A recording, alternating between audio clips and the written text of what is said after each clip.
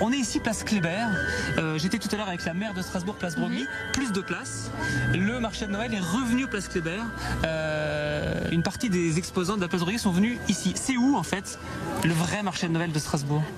Alors il n'y a pas de vrai marché de Noël de Strasbourg, c'est tout le centre-ville j'ai envie de dire, mais c'est vrai qu'il a beaucoup évolué depuis 1570, création du marché de Noël, le vrai, celui qu'on connaît sous le nom de Christkindlmarkt, et qui était avant place de la cathédrale, rue Mercière un petit peu.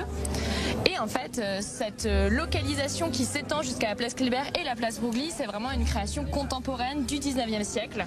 Donc des années 1863-1871, c'est le moment où ça se fixe entre ces deux places. Donc ça veut dire que le vrai marché, c'est place de la cathédrale? Oui, le vrai marché, il est place de la cathédrale devant le parvis. Quand on est en 1570 au marché de Noël de Strasbourg, à quoi ça ressemble? Quelle différence avec ce qu'on connaît aujourd'hui? Alors c'est un marché de Noël qui se distingue de plusieurs manières. D'abord c'est un marché qu'on dit de bain-blotterie. Donc on va y présenter principalement de la mercerie, donc des boutons, des rubans, des petits accessoires de mode on pourrait dire, et aussi des douceurs sucrées. C'est principalement ça qu'on vend à ce marché de bain-blotterie, et l'idée c'est de trouver des cadeaux à fournir pour le 25 décembre, puisque c'est un marché qui n'a lieu que 3 jours à l'initiale, du 23 au 25, et ensuite le 25 il disparaît aux faveurs de ce qu'on appelle la foire de Noël, qui s'étend de la Saint-Étienne à l'Épiphanie. Alors on est au pied de ce fameux sapin qui émerveille tout le monde.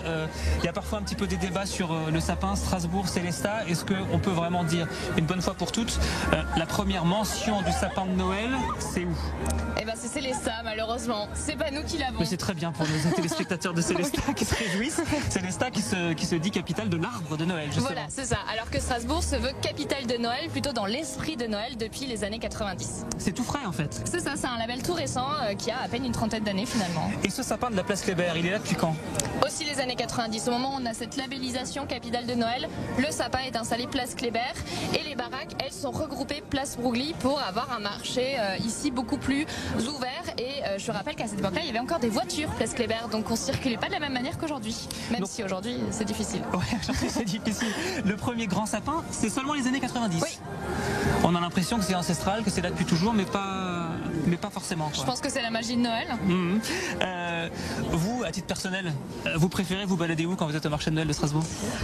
J'aime bien tout, mais je préfère le Christkindlmarkt de la place Broglie. Pourquoi? Parce qu'il y a beaucoup de nourriture et beaucoup à boire.